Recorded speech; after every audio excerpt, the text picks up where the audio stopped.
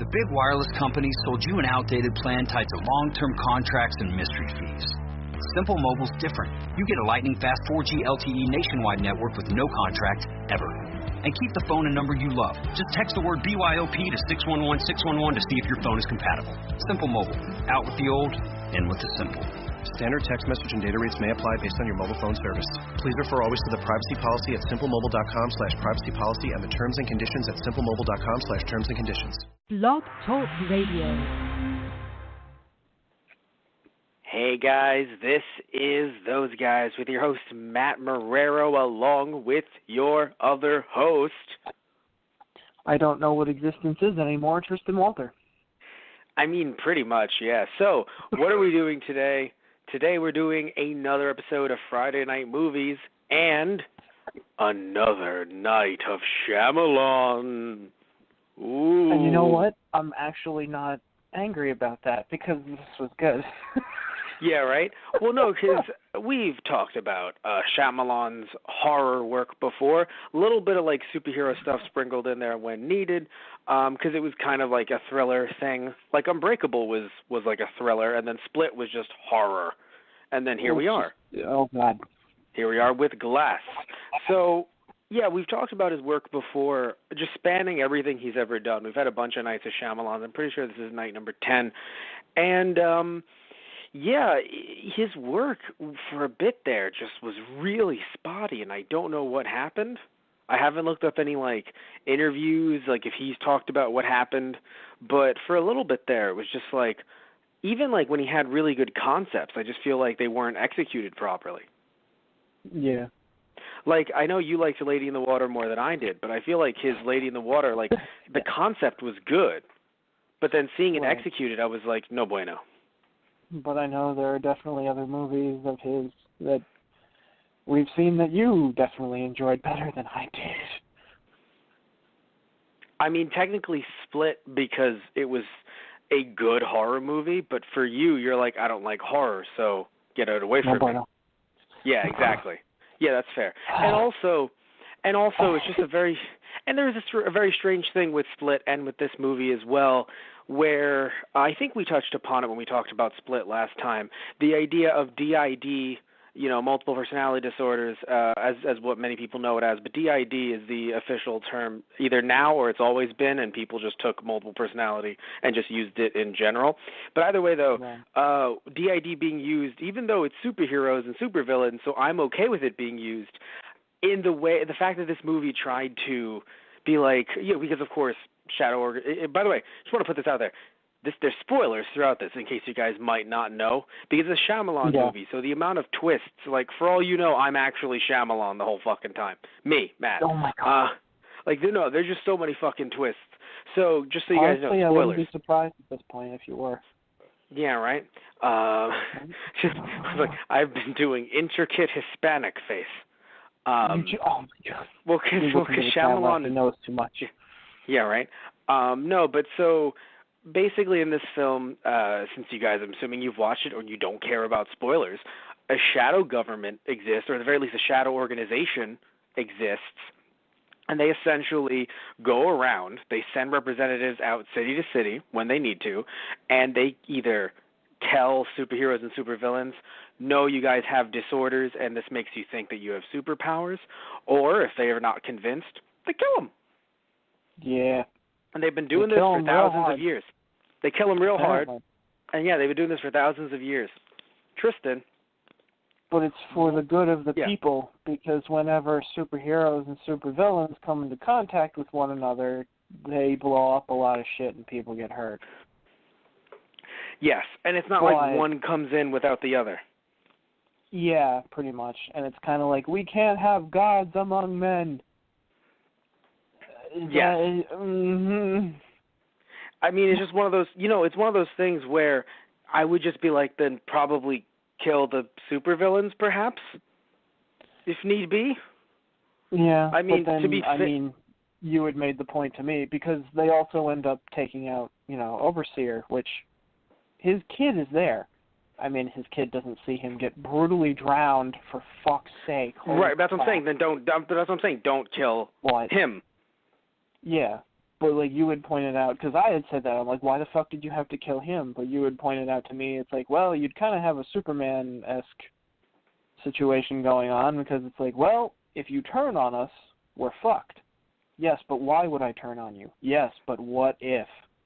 Well, no, it was more so because right. you had said to me, we were talking about this in the car on the way from the theater, you had said to me, well, what if they just recruit him? And I said, honestly, that's a good idea, but the issue is if for some reason he disagrees with something they want to do, and then he turns on them, not only does he turn on them, he also knows all their secrets, so they have to have, like, you know, like when you train an animal and you have a spray bottle of, like, water? Yeah. They'd have to have that every time he's about to, like, go off and it's like Captain It's like Captain America, but you just like spray the water in his face. Damn it, it's like, oh yeah, you just spray him in the face. No, seriously, water is his weakness. You spray him in the face. Oh my fucking God. Yeah, no, you literally do that. Like Captain America Civil War would have never happened if sprayed in the face with water. God damn it. I'm just putting it out there. Like I know. It's kind of no, but seriously though, so you know, in the film, of course, they bring together the all of the ideas presented in Unbreakable with Split and make something that I think, from what I've heard at least, some people did not like. I enjoyed it. I know you enjoyed it. I mean, of course, we have our issues. Don't get us wrong, but like, I don't understand why there was so much, I think, negativity around this, because some people were saying it's low budget, and I think, even though these people don't know me, they weren't talking to me, but they really don't know, in many ways, the depths of what I will watch. Yeah, like, and you don't understand where this movie is coming from. Like, of course it's going to be low budget. We're not going to have Avengers on the screen.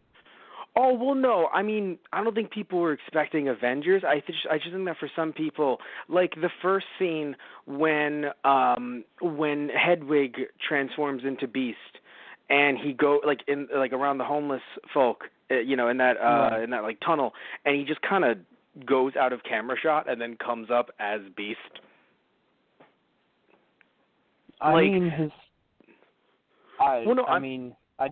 We even talked about like McElroy. Like, I give it to his performance. Granted, like you said, there's only so much they can like edit him when he transforms. Yes, and the reason why his whole body language changes, and like he must be like so, like he tenses up all of his muscles. Like some of those shots, I'm like, how did you not like pop a blood vessel? Dear God. Yeah, right. Yeah, no, but what I'm saying is that you're misunderstanding. So I agree with you that McAvoy's performance was great, but I can understand why someone says when you literally like take it would just be like me taking the camera off you for a second and then coming back and then you're a giant green man. It's like, oh, there was like none of the, like he didn't become green. Or he didn't, like, in certain like other parts of the movie, you saw amazing shots where he does transform. But in that one moment, someone had said, like, online, like, oh, that seemed cheap. But again, they don't know me, so they don't know that I watch Karate Bugman fight people in suits in the desert. There you go. Like, I don't care. I just care about how is the plot and the acting and things like that. And bringing it back to McAvoy acting like a character with DID. But again, is it really DID? And that's what kind of gets thrown around in the movie. But at the end, I'm super happy that they clarify it. Like, no, you guys have powers. This is not normal DID. And I think, it's really rough because there are some moments in movies where I have to sit back and be like, oh, that's a product of its time, right? But when certain things come up in the year 2019 or with Split, it was 2015, I believe, actually. Or 2016. Yeah, so you can't like explain it away like, oh, it's a product of its time. But I do believe that, in my opinion, and maybe it's because I know about DID, like I know that you're not scary and evil and mean if you have DID, or if you're a trans woman or gender fluid and you wear a dress and you're people and you say, hey, look, I'm I was quote unquote born a man, but I wear a dress. I don't care about conforming to certain gender norms.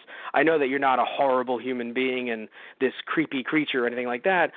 But there were some people, especially the way Split was promoted before we found out the big twist. Right. That were understandably upset, but I feel like now they can still be upset and they can still not watch the movie, but I don't feel as if after seeing these two movies that this is transphobic or that this is against those with DID. Now, I'm not trans, nor do I have a DID, nor am I gender fluid, so you can tell me to fuck off all you want to if you wish, but just for me personally looking at this, like, I just don't feel as if it's harmful to those communities, because anything, in my opinion, could technically be harmful to a community if someone doesn't know enough about it. Right. Like, anything could technically be harmful. Any type of representation could be considered, oh, that's how they are, and it's like, no, it's not. Right, This is not meant to be that. And I think now that we've revealed that, it's about superpowers, not about people who actually have these issues, like, because you could argue if it wasn't about superpowers, then you would say that, oh God, like, Bruce Willis has gone through some PTSD and then it makes him into a superhero. That's fucking stupid. Yeah. Because, like, that's not how PTSD works. You don't drown and all of a sudden now you're like, I can throw tables. It's like, so for us, the viewer, there was a sense of, this lady dumb. And it was like, oh no, she's not dumb. She's much more sinister. I'm referring to the quote unquote psychiatrist who was played by Sarah Paulson. Yeah, I really don't know how to feel about her character.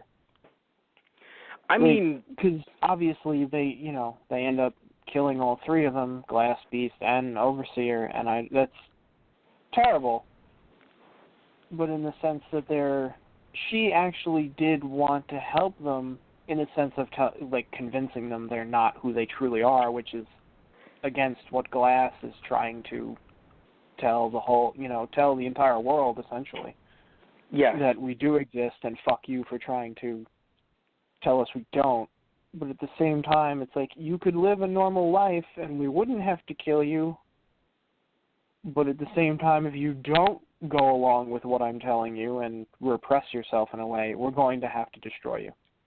Well, I think it was also a weird situation because, I don't know much about, we haven't really seen much of Bruce Willis's character, Overseer. I believe Henry was his real name, potentially, because it's, again, we don't know much about him because we've only seen him in 2 out of these 3 movies. Technically 3, but it was at the end of Split. So while he has connected these movies together, we have not really seen much of him, in my opinion. I know, like, he was in Unbreakable, obviously, as one of the main characters, but still, it does feel like, especially with this 19-year gap, it's like he's technically not the same guy. Right. It's like you grow older, you change in some way or another. So we don't really know. I was really worried that first tussle he had with Beast. It's like, because it's notable that he's gotten a little bit older. Like, his son is, a young man now. So when he goes to fight him and then Beast, like, bear hugs him, I'm like, oh, God, you're not in your prime anymore. But, I was... Glass actually makes it a point later. It's like, you've only been using, like, 1% of your power, man. Show these mortals what's up. Yeah, right? Well, because you do have to sit back and remember what his powers even are. And I only say that because when I sit there, I'm like, oh, he's, it's like Matt, the movie was called Unbreakable. He is clearly unbreakable. It's like, yes, but he's also super strong, too, because he threw a fucking table. So, like, let's also remember that, like, he's not just, like, my bones cannot break. But, I mean, if you threw a brick in my face, it would probably hurt, though. Don't do that. It'd probably still hurt, but, like, it's not going to break my face like it would. No, but he could, like, punch through the brick or something. Oh, that too, yeah. Or and it would throw it back at you. Yes, exactly. That's what I'm saying. Yeah, like he could catch it and throw it back at you. Whereas it's not just I am unbreakable. It's like, no, there is some strength to this as well. Right. But speaking of throwing tables, that was hilarious. Like, to me, it kind of felt hilarious in that moment where they were just throwing the table back and forth at each other. Hot potato. Like, I can throw tables. Oh, yeah? Well, I can throw that, too. Oh, shit. All right, fine. Here, let's see if you can do it again. All right, this is getting silly now. Let's put this down. It kind of felt that way, yes. A little bit, yeah. But no, I mean, look, I think it was I think what the movie did, if you want to call it, quote unquote, suffer from, if you will, is just the fact that when you hire Bruce Willis, James McAvoy, and Samuel L. Jackson, the fact that this wasn't a quirky little 5-minute short, the fact that they had the budget to make a whole movie. Right. I mean, when you hire those three actors, and especially Sarah Paulson as well, with how well she's done in American Horror Story, but I'm looking at three of them only because they're the super-powered heroes and villains. Right. When you hire all three of them to be in a movie, it's like you have some people that are like, why did he just bend down on a shot and then come back up as as Beast? It's like, we should be happy that McAvoy has graced us, all of us filthy fucking peasants, with his amazing performance. I mean, I still always thought of it, because the way Glass talks about them, it's that, people, like, yes, they have powers, but he still, it feels like he frames it in the realm of, like, yeah, we're still human, though, so, like, it's the extremes of what humans can do.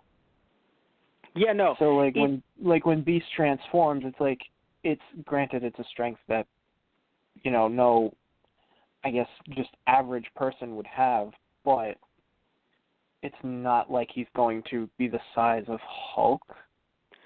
No, of course. Idea. Yes. No, but when I talked about, like, it's suffering from certain things, not only due to the budget, but I think that what I was trying to get at, though, mostly was I think some people, including us a little bit, wanted some more fights. Oh, yeah, no, I agree with that. I would have enjoyed a little bit more punching. But I also think, I also blame Marvel for that. Suffered. That's fair, yeah. I was going to say, I don't think it suffered from not having as much action. Yeah, I mean, completely. I don't think it took away from the movie that much that it made, that the entire film was brought down because of it. Definitely not. But I think that I blame Marvel, and the reason why I say that I blame Marvel is because even when we looked at Unbreakable, I didn't dislike it, but it definitely felt like something that worked really well at a time when superhero movies just did not exist as much. Some people would be like, "How dare you, sir?" It's like as much. No, because have a Marvel universe going on. Of course, because I love Spawn as a kid, so obviously I know that superheroes and Blade, so I know the superheroes existed before 1999 in movie form rather, but there was no verse, there was no tie-ins. Now I don't know if this would have even been done, this tie-in, if Marvel had not done theirs, so we should acknowledge that as well. But because I know that Split was starting to be written or was being shopped around in the 90s. Yeah. So I don't know if it actually would have had, not 90s, sorry, 2000s. So I don't know if, in my head, 10 years ago is always the 90s. Usually. So, no, it was the 2000s when this was, so, and obviously it took a while for it to come out. For obvious reasons, Shyamalan's movies at the box office, and the critics, and the general public, the people that watch the movies. Not all of his movies, but certain ones, they were just there were peaks and valleys. Valleys. So when you look at that, it just didn't come out. And also, he was, to be fair, writing a lot of stuff and working on a lot of stuff in the 2000s. So there was a random break, but for a bit there, he was doing a lot of stuff. So I'm wondering if there even would have been a crossover verse if this Split had come out in 2004. Or 5, before Iron Man had come out and kind of paved the way for this interconnected movie verse to happen. Right. And also we should note there were, even before Iron Man, there was a movie verse, but it was mostly monsters, Frankenstein, Wolfman. So I don't know if Swamp Thing was involved in that. You know what I'm talking about, right? Really back in the day, black and white. Right. Yeah. They crossed over. they're not heroes and villains, but like they crossed over to like have fun, murder each other. A bit like heroes and villains. Yeah.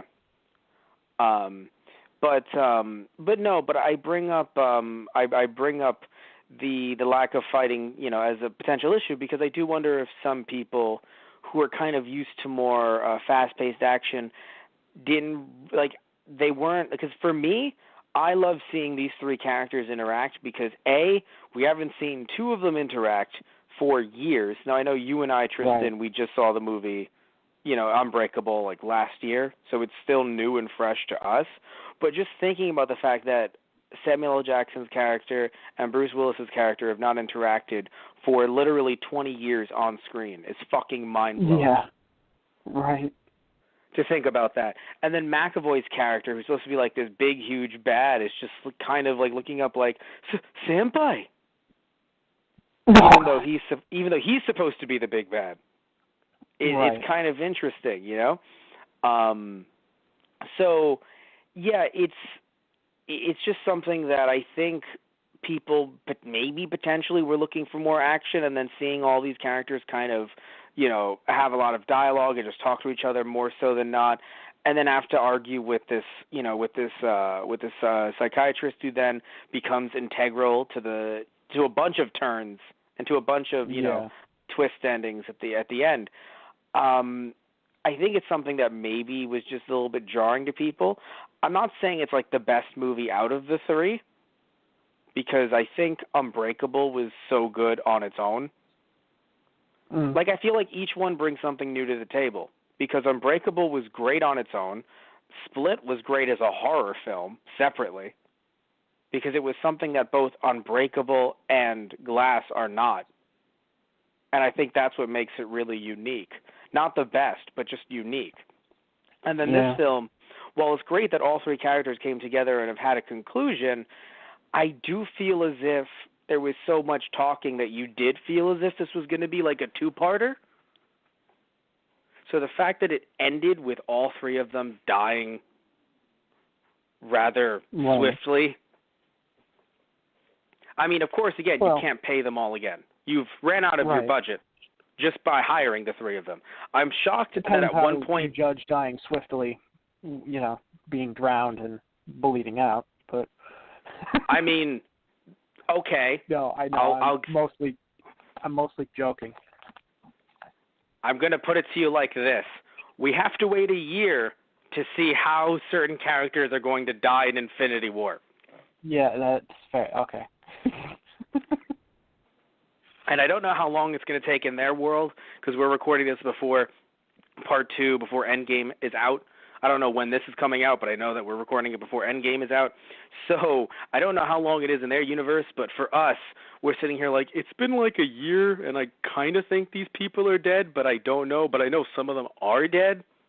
So that's like a few minutes is not that long. But no, but when I look at when I look at the fact that I'm just shocked that after all that budget being spent, that at one point McAvoy was not just a puppet. Was not just like a puppet with just someone being like I don't know who would be even dubbing him over, but it's not McAvoy. They can't afford him.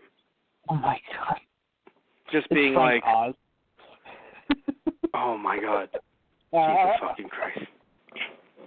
I love you, Kevin. I love you too. Oh my God. Oh no, he's gonna kill me. Ah! Well, you said puppet, so I thought of Frank Oz. I know, and I'm just trying to throw out voices. Dead I am. Dead I am. God damn it. Jesus. Now, what I felt weird about, and I feel like, I don't know, I haven't seen any reviews for this, so I don't know what other people felt.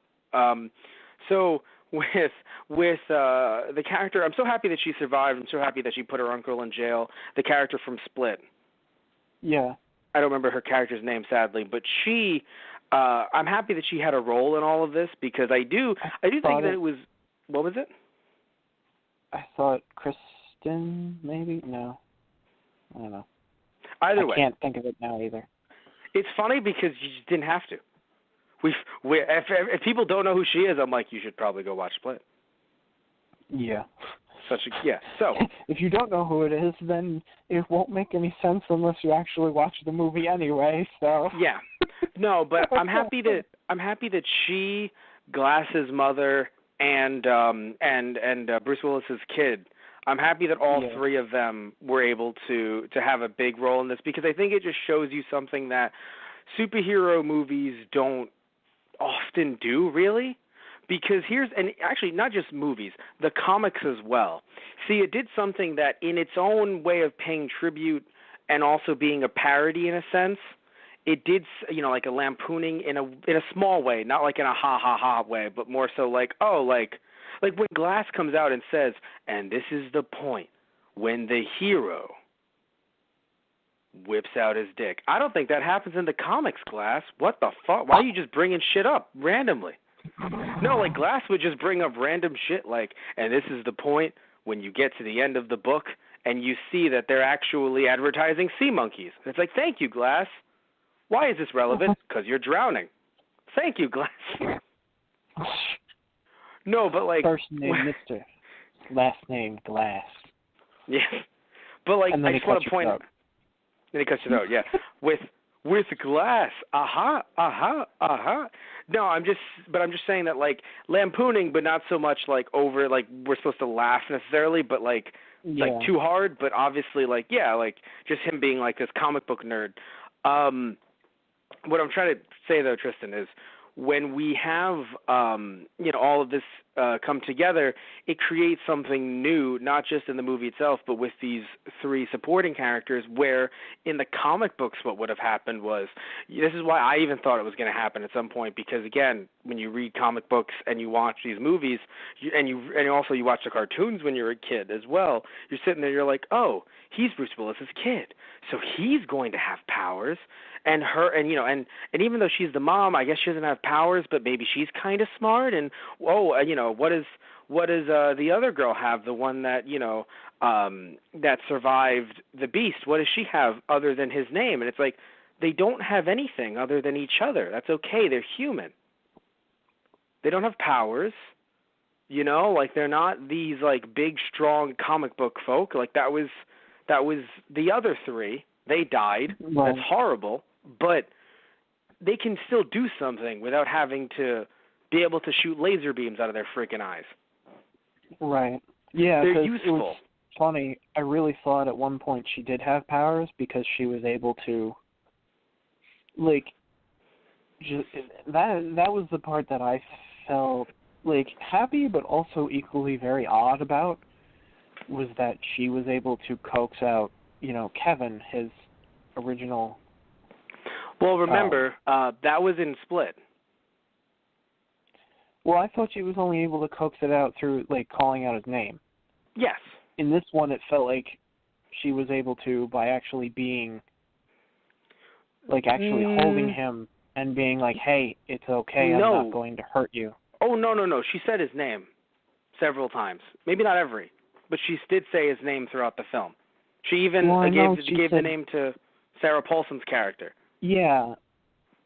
And I remember she did that, but that felt much later. I think the first time when she didn't say say it. Out and yells like 3 times his full name. Mm-hmm. Yes. Sometimes it felt like she's like, I need to talk to Kevin. Can you bring him out? Right. Yes, and yes. They would kind of fight, and he would come out, and he's like, wait, what am I doing out here? I don't want to be out here. Here's the thing. That was showing that Kevin was strong.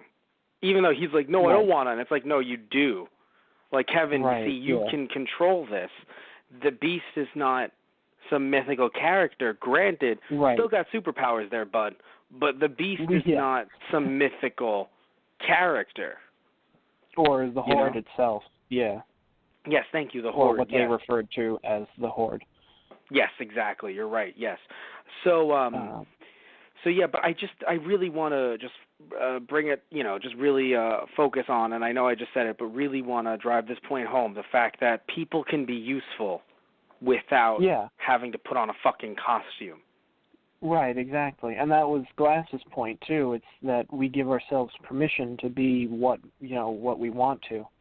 And in the idea that they're, each of the heroes or villains, like their supporting character is the one that kind of gives them the hope or the strength to really be what they want to be. Like, with her character pulling out Kevin and being like, no, you are the one who can control the light. You can do this. Or with Bruce Willis's character, his son, believing in him like, Dad, no, you're fucking indestructible. Like, you can help people. Or even with Glass's mother, like, even though he did some terrible things, it's like, you weren't a mistake. Like, you were brought into this life to do something, even though it's been nothing but pain, basically. Like, your life was not meaningless and you weren't just meant to suffer, I guess.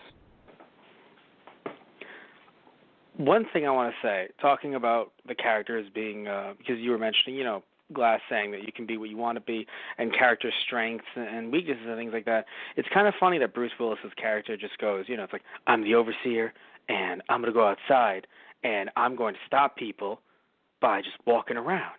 And then I'll find the bad guys, and then I'll stop them. And I sit there and I look at everything the son can do, and I know I'm supposed to have, like, a suspension of disbelief, but I'm like, you can probably, like, fix the government or something. Just get rid of, like, student loans and shit. Like, he looked like this super mad hacker with skills. Oh my God. Do you know what I mean? Like, they played it. No, but they played it off good like at gathering information. But I mean, sure, why not? No, his try, computer. Man. Nah, dude, his computer skills did not seem like what you and I can do after a few hours of fucking how to be computer literate for it. But in a way where hear me out, Tristan. And maybe at this point you could say this is why, like, certain things fall apart slightly, not too much, just slightly. The fact that it's like, we are an evil shadow government organization. Yes, we are. We make sure no leaks happen. Yes, we do. Did we check that guy's kid's computer? No, we fucking did not. Could we send someone to do that? No, we fucking did not. Wait a minute, what? Like, you probably should have, like, I'm not saying he should have died. Like, I'm actually very happy that her character wasn't like, honestly, no loose ends. No, she was just like, we got who we needed to get. No one's going to believe them anyway. We're good.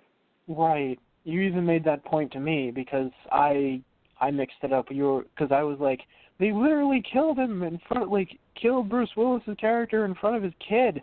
Why is his kid not going to be pissed off about this? It's like, no, they dragged him away first and then drowned the fuck out of him. We should note, by the way, thank you for reminding me, Tristan, we're talking about the theatrical cut. If there is a director's cut that comes out, maybe they'll show some of that stuff a bit more in depth. Because as of right now, literally, like, the cut that we saw, he was like, oh, no, and then he was pulled away as if to be like, no, like, don't worry, everything will be fine. And then when he comes in to see what happened, he's pushing the officers, but he doesn't necessarily know what went down exactly. Like, I don't know if he's thinking those two officers are the ones that killed him or not. Yeah. Because, again, and that's something that you could argue is left up to interpretation, but I feel like he was so mad that, like, he would have done more than just shove him. If he was like, exactly. Yeah, like, I don't think he would have been like, what am I going to do? They killed my dad. That sucks. It's like, no, like, your dad wouldn't have turned on them. So when he's lying there near that pool, I think the thought is, wait, did Beast do that? Or, like, who did that? What's going on? Because I don't think he believes the two officers did that. Granted, I know some people will be like, well, what are you going to do? It's like, but that kid was a hothead. He would have pulled out a gun and shot him. Yeah, or that would be, if we really want to turn this into, a franchise, because the sporting characters are still alive, and if they want revenge, I mean, well, there you go. That's how it would have happened. But I do like that it was done differently. Like, revenge happened. But I like that it was. He's going to go Ronin on their ass. Yeah, right. But I like that revenge was done in this way, where they shared all of the. They still have They shared the security footage from outside of the hospital and just posted it online, and it's like, superheroes exist. Now, there was one thing that I found extremely unbelievable in all of that at the end there. And I know some people are probably going to say, was it like the fact that, like, it got out that fast or something, or the fact that, they uploaded that to the E-net and it just got out. Not necessarily, or that people seemingly use the same, use the same, like, social media networks, like the exact same. And it's none of that. It's the fact that during that scene at, I think it was supposed to be a Grand Central Station. It was at a station in PA. There was a few people there, and before they looked at their phone, they were talking to each other, and I was like, no one fucking does that. Like, I feel like Shyamalan is a little bit out of touch. Like, nobody fucking talks to each other. Like, there was a few people that were just only on their phone, and I was like, that's the shit that's going on.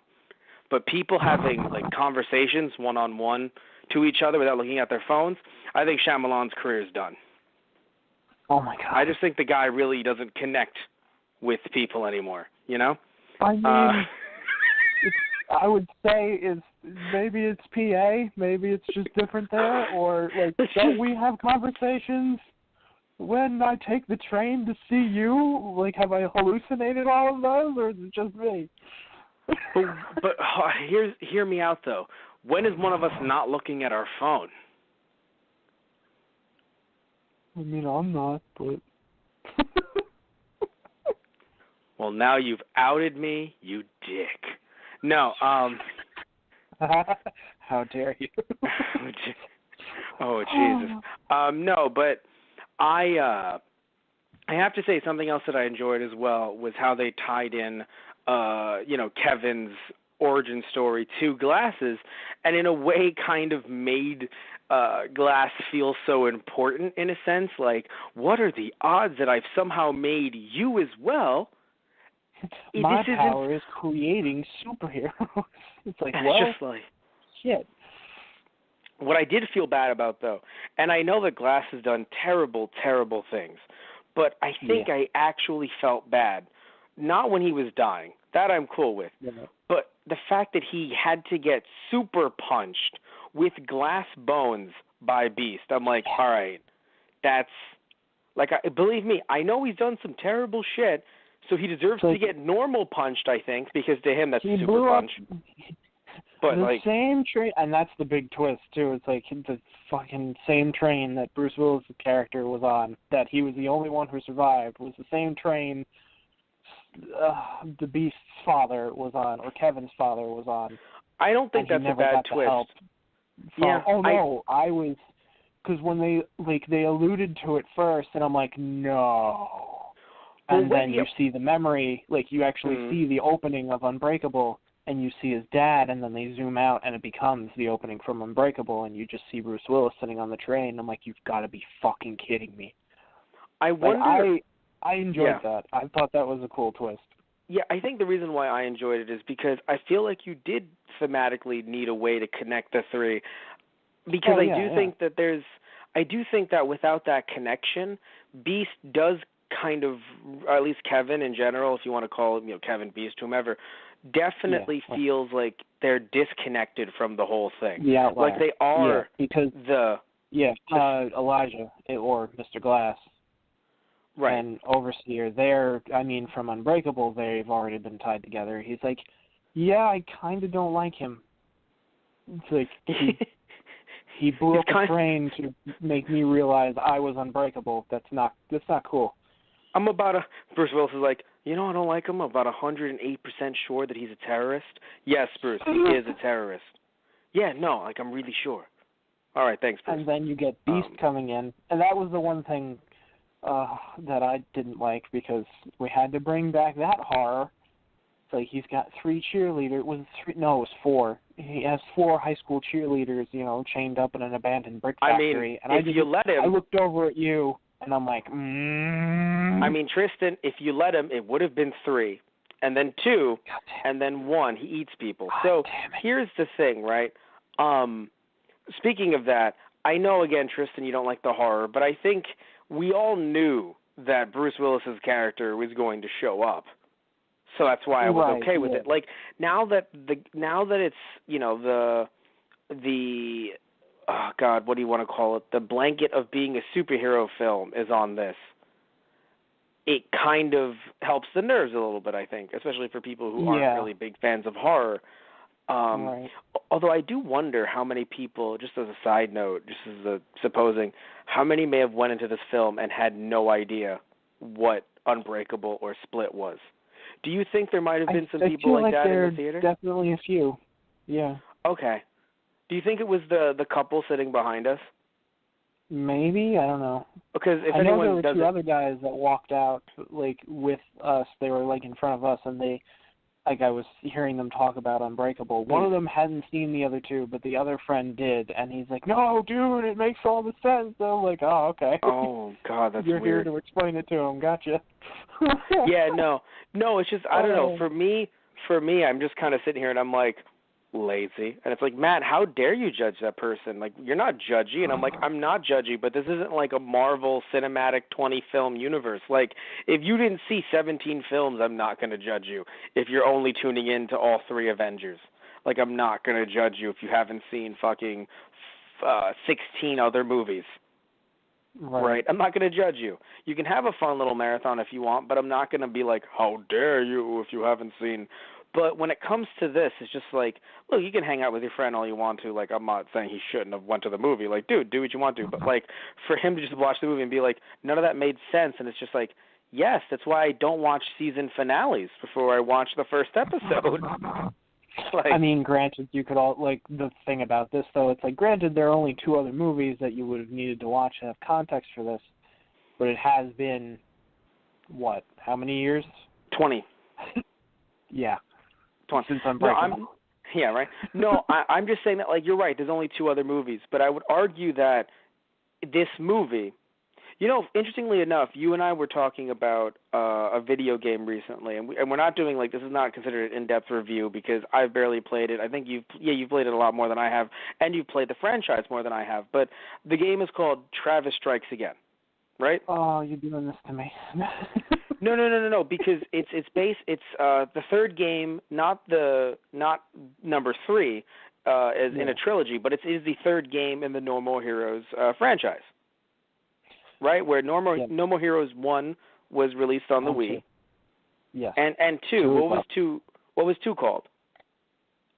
Desperate Struggle. No More Heroes 2. Thank you. I know that it's called No More Heroes 2. It's No More Heroes 1 and No More Heroes 7. Like, no shit, I know that it's 2, but I didn't know that. I always forget Desperate Struggle. What it's called, so I'm like, all right. Yeah, no, Desperate Struggle. It's the tagline. Okay. Anyway, so yeah, that's the first 2, and then the third one is now Strikes Again, but it's not the third game because there is a third game that's being planned, like an actual third game. But some people could refer to this as like a. It's being that was interviews. It's not. I'm not talking about the game itself. I haven't played the game, so I wouldn't know that. Well, I haven't played the game much because you and I only played like 20 minutes of it. You played a lot more, but me with you because it's co-op. The point being, though, is that there are a lot of references not just to No More Heroes 1 and 2, but also to other games that the director of the game, Suda51, has also created. Yes. Right. So if you are jumping into this on the Nintendo Switch, that technically No More Heroes 2.5, if you will, if you're jumping into that on the Switch, and you've never played those games before, or any other of Suda51's games, I'm not going to say that you're lost, but you definitely are losing so much that you may really not appreciate certain things about the game. That doesn't mean that it's immediate 10 out of 10, but you're definitely losing a lot. Now, I would also like to note, difference is that No More Heroes 1 and 2 are not currently available on the Nintendo Switch. They're available on the Nintendo Wii, which is currently more than a decade old. Right. However, Unbreakable and Split, I believe, are available on streaming services. So there are if not, physical media, of course. So you can watch those if you'd like, in some way or another. Okay. So I'm just trying to say that, like, even though you can watch Glass, I'm not trying to be like, you just, like, with a glass of wine, just fucking, like, swirling it around. You just don't understand the movie Glass. But, like, no. Yeah, no, you're like that one scene with Mr. Glass and the historian, like the film connoisseur persona that Kevin has. Like, he literally said something, and it's like, and this is why I've given up on humanity, and it doesn't deserve to be saved because you don't understand. And then Glass, actually, I do. I enjoy paintings as well. And he just looks at him like, this is a man of culture as well. Well, no, what was the man of culture as well was the guy who said, I study Japanese cinema, specifically 1950s to 1980. And I was like, just fucking say that you jerk off to Kurosawa. Like, don't try to act like you're just some connoisseur. Oh, my God. I am a Japanese studies teacher, and I was just like, you're fucking weeb. Like,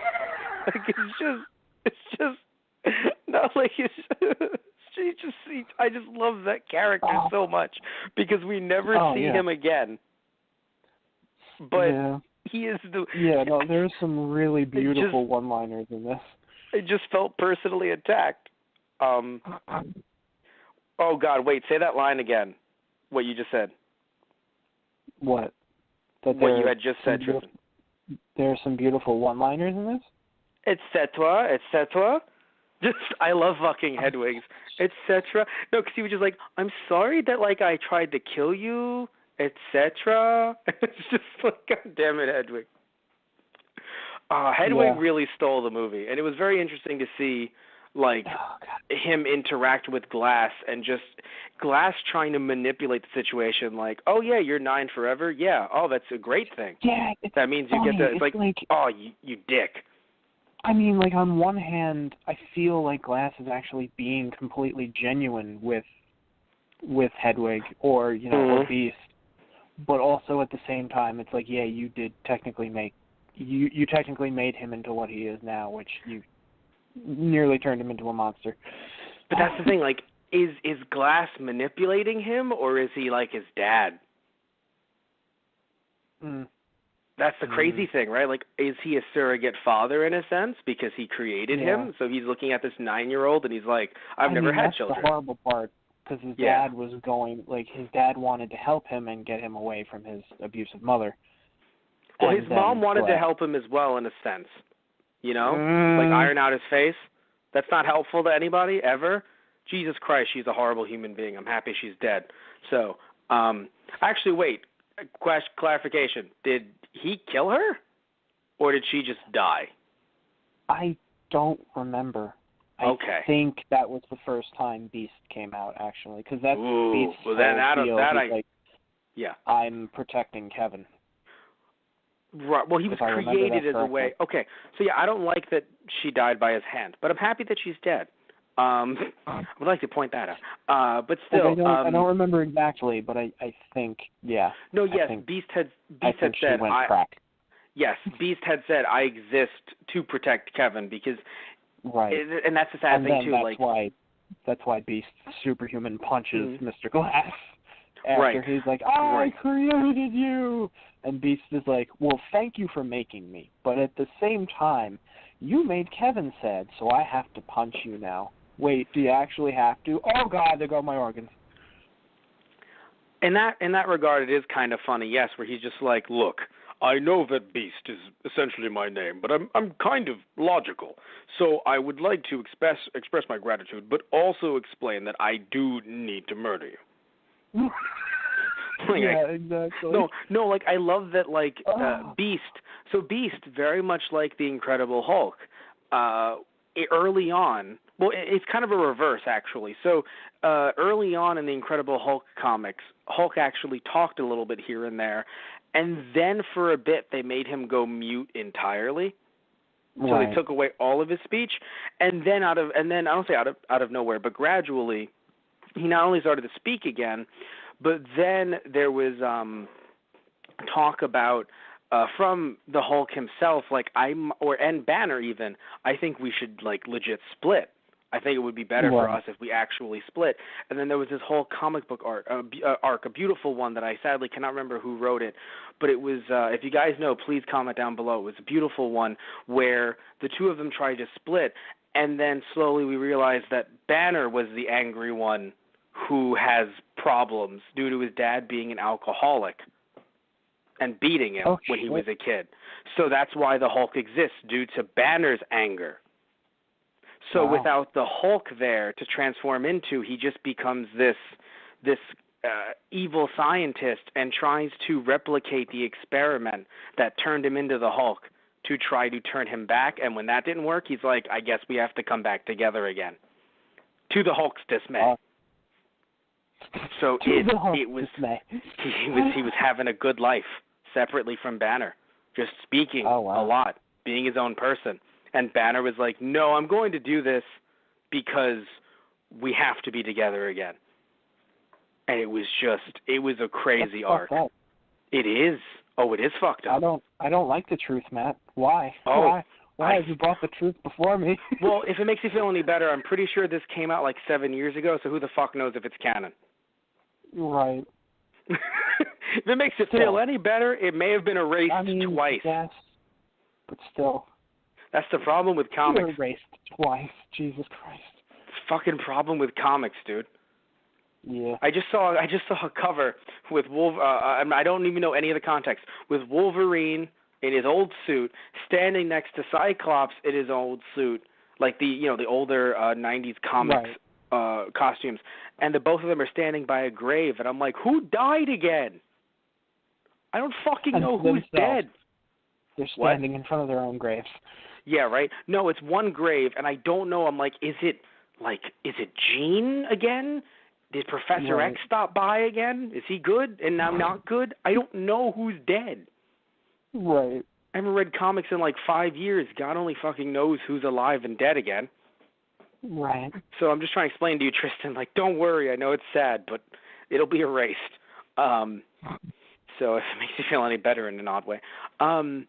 But yeah, so I do, the one thing that I was trying to get at though before is it is a little sad that, Beast exists because of Kevin, because it does make you think of DID, and then it's very hard for me to go, it's superhero stuff, because again, like, it does make it seem like the guy with DID is the monster. But I do want to say though that an interesting arc that all three of them had is how in the face of of an evil organization, just like in the comics, they became good guys. And I know you're going to say, Tristan, you were telling me before we began the show, no, but they're not good guys just because there's an evil organization. And I just need to get you to read more comics. No, I mean, I get, turning, like, the enemy of my enemy is my friend, so that they do a good thing by trying to go against the evil society, but, like, it still doesn't change the fact they've done bad things. No one ever said that. What I'm saying is that when if the Marvel Cinematic Universe was done quote unquote better, and in this case better truly is to my liking, so disagree with me of course, but the general person listening, but if it was done quote unquote better and some of the villains were still alive, the ones that they've just managed to accidentally or mercilessly kill, right? If those villains were still alive, there might be a point, there would have been potentially a point where, like, you have Captain America staring at Red Skull and going, we fucking have to do this, don't we, in Civil War. Right. Like, he's Red Skull, but with a tyrannical government. You'd think that Red Skull would be into that, but it's not his tyrannical government. So, like, with a tyrannical government and having Red Skull be like, yeah, man, they want to take me in and take me down, and Cap is like, I do too, but not in the way that they want to. Right. So, like, there would be a point if Red Skull had survived that the two of them might have to stare each other down and be like, we got to work together. Because that's what happened in the comic book. That's what happened in the comic book version of Civil War. It got to the point where villains were siding with Tony Stark or Captain America because of how they either enjoyed or did not enjoy the superhero registration. And with Tony Stark's side, who said, hey, we're going to have this registration, he even looked at some villains and said, we'll waive your history. So you could be a free man if you work with us. Very much a la Suicide Squad. But you'd have to register with us, though. So, like, you'd be working with us as a hero, but you'd have to register with us. You can't, like, legit walk away. Like, you can't just walk away Right. nothing. Like, you'd be working with us as a hero to repay your debt to society in a sense, but it's not like the difference between that and like Suicide Squad is like Suicide Squad, they have fucking bombs in their necks and they'll blow them up. They don't give a fuck. In that case, it was a bit nicer, but still, the point that's there is that people drew lines, even heroes and villains. I mean, it got to the point where even like whatever you want to call Punisher, he's not in line with the law. Like 99.9% of the time, Punisher is not in line with the law. But I'm pretty sure in the comics, Captain America was like, "But we got to work with him, don't he? Like, don't we? Because what else are we going to do?" And it was just interesting to see some of these characters who hate each other. I mean, think about everything Captain America stands for: truth, justice, and the American way. And Punisher's like, "Yeah, get out the way, Cap. I'm going to fucking shoot him in the brains, all of his brains." Get the fuck out of the way. Yeah, right. You think his brains will be red, white, and blue too? Get the fuck out the way, Cap. Like, yeah, praise America, huh? Cap's like, excuse me, young man, have you been to war? Yeah, been to war. Still at war. Get the fuck out the way. Great. So that's the thing. So Tristan, you're under the impression that like, no, they're not heroes because they've done bad things, and I agree. But it's just the idea of, like you said, and I've said, the enemy of the enemy is my friend. So when it's an evil organization that has killed literally in this universe a minority of a minority, like, because we don't know how many superheroes and villains and superpowered folk there are, but we do know that the second that they're shown to exist, they are eliminated. Right. Either psychologically eliminated or physically eliminated. Yes, those could be the only three. Right, of course not. I'm saying those could be the only three in that state or in that part of the U.S. We don't know. Right. And they were murdered. They masquerade as the idea that it's like, oh, well, we're keeping order for everyone who doesn't have superpowers. You know who would also? Yes. Look, I'm just going to... Yes, I know, because here's the thing, dude. Like, I'm just going to put this out there. You know who also didn't think they were evil? Hydra. I'm sure they thought they were fine chaps. Right. There you go. Yeah, that's what I'm trying to get at here. Like, whoever says, I'm going to fight Hydra, well, shit, I think we're on the same side now, buddy. Don't fucking touch me. Right. I think we're on the same side now. Like, do you want to fight these guys who want to kill all of us just because we're different? Yes. Right. Seems as if we're on the same team. And that's the thing. Like, I'm not saying that people can't redeem themselves either with, like, you know, Beast and like, because Kevin comes back out and says, "Hey, I think I can do this. Like, I think I can." Yeah. I mean, Kevin's done nothing wrong. Right. Exactly. Kevin himself, that person, has not done anything wrong. Do you remember what I said when Kevin got shot? Do you remember how fucking stupid I was? Oh, God, I might have blocked it out. I can't remember. What did you say? I said, and this is a quote, "Nah, dude, he was hit with the tranquilizer."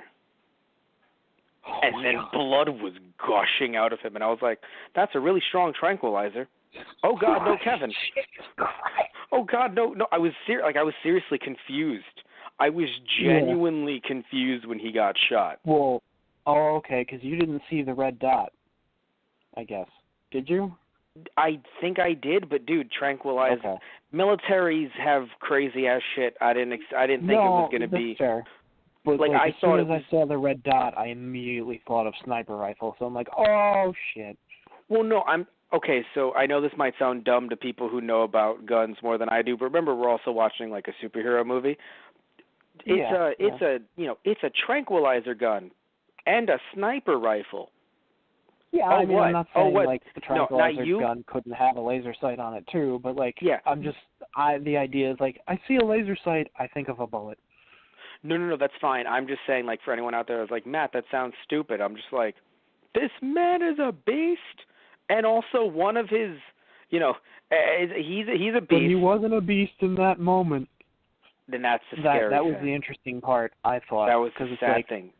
Because they're like, he took, it's like, he took shotgun blasts to the chest at point blank range. It's like, well, that was a very old shotgun, and so were those shells. Point blank. Well, like, you know what okay. it was? But here's the point, well, then right? we'll shoot him when he's not in beast form. Wait, what? Because they Why shot did him you say when that he out? was Kevin. Yeah, And then why did it's you say like, that out loud? oh. Yeah. Here's something that was interesting, too, to note. So she said, because she was trying to convince them, she said, it wasn't, even though it was point blank, they were old and they scattered. That was the thing, is what she was trying to say. Like, it's not like the entirety of it hit you as well. It scattered, therefore that's why when you look at, like, not all of it even hit you. Some of it even hit the bars, I think, was what her story was.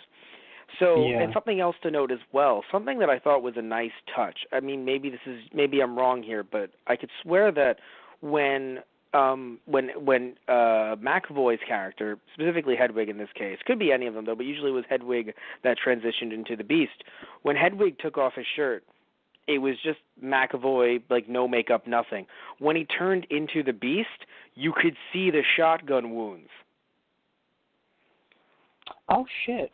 It was like a reddish part on on his bicep on the right hand side. Your right hand when you're watching it, Tristan, his left. When you're watching it, you would see the purpley redness where he was shot. But I'm pretty sure when he's walking, because you could just tell that like he looks messed up a little bit. But when he's Hedwig, I'm pretty sure it's just McAvoy, no makeup or anything. Right, he's fine. Yeah. That's interesting. I didn't notice that detail. No, like that's cool. Well, what's also interesting is, and this ties to DID, different personalities could actually have different physical ailments. So legit, one personality could say, I have a problem, I need a cane because I limp, and the other one could just tap dance. Right. Legit. Or be like, I'm a tap dancer. Yeah, that the one personality has who was diabetic. Oh, or who spoke Spanish. That too. At that point, I was like, God damn it, James McAvoy is speaking Spanish. Yeah. It's like, you have an elderly Spanish woman in this horde. Oh my God. Well, because the reason why is because I don't know why I was under the impression that we saw all of the horde, and if we did see her in the last movie, then she was in one of those video clips that was very quick. So I didn't remember seeing her, even if we have. So like them showing new characters as well, I was just like, oh my God, like wow, like there are a lot of people in there. I'm pretty sure she was new. Jade was there though. Do you remember Jade, like the flirty 19-year-old that was a fashionista? She was there. She flirted with the hospital resident. Like she's the one who's like, oh my God, can you get that syringe down there? Right. And then that's when she was like, I'm gonna do this. We almost got you, bro. God, that fucking frat boy.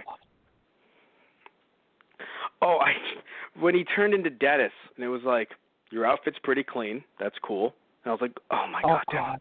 Right. Like, dude, you fucking, Jesus Christ, Dennis. What was interesting about the film, too, something to note, I think that was potentially, not like, it was brought out quickly, and then, like, just, it could be something you forget if you didn't catch it. So the movie took place literally a few weeks after Split. So, like, literally, it seems like the timeline is Unbreakable, 20 motherfucking years later, or if it takes place when Split does in 2015, then,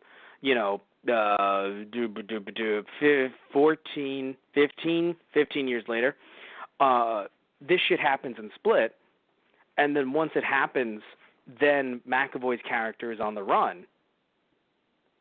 So when they're on the run, then it's, obviously he's still doing this shit.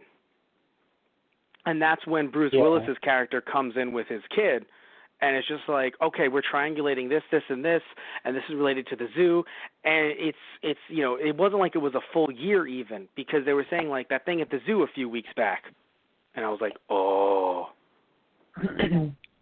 Granted, it is weird though that you had the girl from Split saying, not only do I work at the zoo now, which I was like, it makes sense that you work there, but that was rather quick to get that job in a few weeks. What kind of economy? What kind of economy does? Yeah. I'm just right. I'm just saying, like, I'm sorry, Shyamalan, you're making better movies, but that's one of the most. The fact that someone was able to get a job in 3 to 4 weeks. I'm sorry, Shyamalan, you're throwing me for a loop here. I can understand the superheroes. It's not out of the realm of possibility, but this economy. Anyway, what were you going to say, Tristan? Because I think what got it for me is that, like, after that experience, she's okay with meeting him. Because they go to her school. It's like, hey, you know, like the principal or whatever pull her aside. It's like that bastard that did that to you. Like, they caught him, and she's like, I need to go talk to him. It's like, what?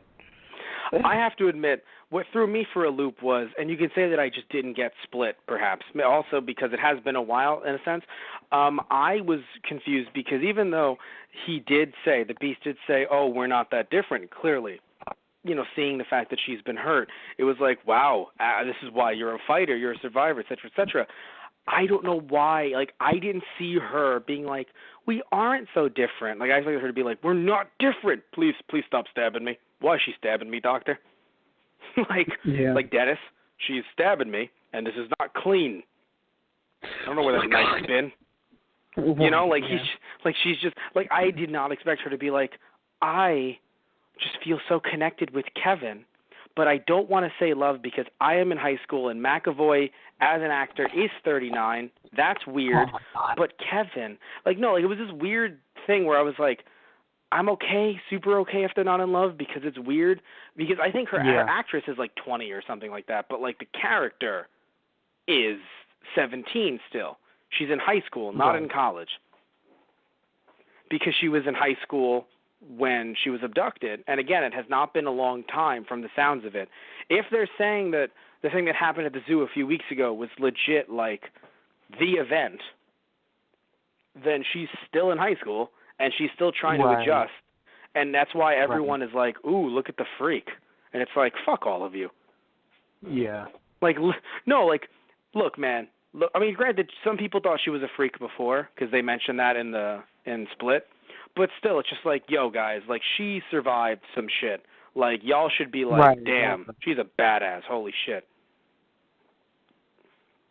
But that's why I felt so odd about her. Like, I mean, if she was able to come to terms with everything that quickly, okay, but that just kind of seems unrealistic. And the fact I thought she'd want revenge. Right. Yeah. Which is sad because, like, I guess perhaps Shyamalan was going for, like, Beauty and the Beast, like that type of old, you know, King Kong, you know, it was Beauty that killed the Beast, which actually, it was, really. Yeah, because, I mean, the only reason Shyamalan. they were able to get in the shot on him was because he wasn't the Beast at the time. Damn it, Shyamalan. That's the fucked up part. She was like, no, let me talk to him, like, I can help him, and she did, and then they kill him. So I have a question for you. I have a legitimate question for you. So if Beast is King Kong, and the overseer with the green poncho is Godzilla, can we just say that the man with the glass bones who can't really fight is Mothra? Or are you offended as a Mothra fan, Tristan? All right, I'm taking that silence as being offended. I'm not going to say you're wrong, but... We thought this is like a forced twist. We thought it was a superhero movie. Really, it was a kaiju movie all along. Oh, my God. The next kaiju is Beast. Just a giant version of him running around the city, fucking knocking the shit out of Godzilla. Okay, yeah, and then he's gonna fight Frankenstein. I hate you. Yes. I hate you. Tristan. You see it now, don't you? Also, I just want him to punch a Jaeger, really. Oh my God. Jesus Christ. No, but for real though, I'm gonna do to you what Overseer did to that kid who Superman punched that pedestrian in the face. Oh, so that was something I disliked and I liked. Like, first of all, how dare you, Shyamalan, Just because we're on YouTube doesn't mean we're dickweeds. Although the sad thing is, some of that is kind of the state of YouTube. Not all of it, but you do need to weed out the garbage like that, because that's garbage. I mean, granted, yes, normally when you see a video that is 100% like that, they paid the dude and he didn't really get punched. You know, it's an act. Like, usually, I don't know if you know that, Tristan, usually prank videos like that are just really fucking, like, stupid, and they're all, you know, pretend. Like, it's just like, let's see how I murdered this dude. It's like, no, you did, and you'd be in jail, and it's on YouTube, so therefore it's a prank. Like, you paid him off. It's fake. You're a piece of shit. You're a piece of shit for even, like, pretend. Like, literally, just like, I grabbed her butt and she kissed me. Yes, because she's an actress that you paid for that reason alone. Like, it's just really stupid. But the point is that in that case, it was not, you know, obviously, like, it was meant to be portrayed as like, no, the dude just Superman punches people, and you know, his show was probably called "It's a Prank, Bro." So of course you have Bruce Willis's character being like, wait, are you telling me that I get to beat up teenagers? Well, don't mind if I do. I mean, to be fair. And he got them. No, I mean, to be fair, they might have been in college. Either way, he beat them up. And yeah, one thing that I find surprising, though. Weird. What was weird? No, I just them punching a pedestrian, putting it on YouTube, and then Bruce Willis comes in like, you know, there must be something else that you can do on the internet, right? And then just proceeds to put one through a table. I love it. He's just throwing them around like, are you aware of porn? And they're just like, what? What is that? And he's like, wait, do you, like, really not know? No, we have, like, we're 20 years old, but we have, like, child blocks on the computer. Oh, God, you poor bastards. Like, he's like, honestly, I'm not going to hit you. I'm not going to hit you. That's your punishment. You're 20 years old and you have child blocks on your computers. No, because, like, all jokes aside, though, Tristan does bring up a great point. Like, don't you guys have better things to do with your time than punch people in the face and put it on YouTube? You fucking idiots. Now, some of you will say, don't you guys have better things to do than review movies and put that on YouTube? And to that I say no. We do not lead fulfilling lives. There. I said it. It's on. I love that it's recorded. You can download that and put it as your ringtone if you'd like.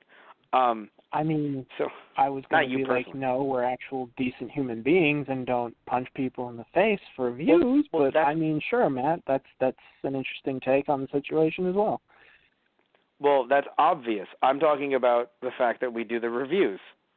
Like, someone will be like, oh, well, like, you do this, and it's like, well, yes, because we don't have a fulfilling life. But that has nothing to do with the punching. Of course, like, it sucks. Because the way the internet is today, I have to sit here and be like, we denounce punching people in the face, as if it's not a fucking given. It should be a fucking given. But no, of course we do. So, like, yeah, no, those videos are shit. But it's just kind of funny. It's like, how dare you, Shyamalan? How dare you? But no, it's. You know, I think it was interesting as a way to start the movie off, just because it does show you that, all jokes aside, you're in 2019 now, or you're in 2015 now. Like, things have changed. This isn't 1999 anymore, because I know it might seem silly to some, but, like, certain movies, if they don't show, like, a cell phone or, like, a laptop or something like that, other than, like, trying to tell what models, like, cars are in the background, you can just sit back and be like, nope, movie's out in the is 1995. It's like, really? The movie came out, like, last year, but it's set in 95. Remember, Tristan, we're getting old, so, like, those 90s nostalgia is going to start kicking in soon. And shit that we love is going to start getting remade and rebooted just to try to appeal to our sense of nostalgia, Aladdin. Anyway, what was that? What were you? Anyway. I don't know. I think it was my cat. No, yeah, it was your cat, yeah. So, yeah, I just think that it was nice to show that, just to show people, like, no, guys, don't, like, think this is, like, 5 years later or something. Like, it's modern day. What was it? Yeah, no, like, it's modern day. Like, that's why, like, there's, you know, the the cameras. Hey, we can hear Patchy now. You've Yeah, patched her in. Speaking of that. Boop, boop, boop. Tristan, why'd you hang up? How many tables do I have to put you through the next time I see you? As many as I need. As long as we get a good camera shot of it. Well, you put it on the channel. You know what? That's fair. That's fair. See? As many as we should I also need. Note, I like that spot. spot. We should also note, we are not endorsing, you shouldn't put yourself through a table unless you are a trained professional or me. Now, both Matt, need to be addressed. You're totally a trained professional. Don't be modest. I mean, whatever helps you sleep at night when you put me through a table, Tristan. So whatever helps you sleep.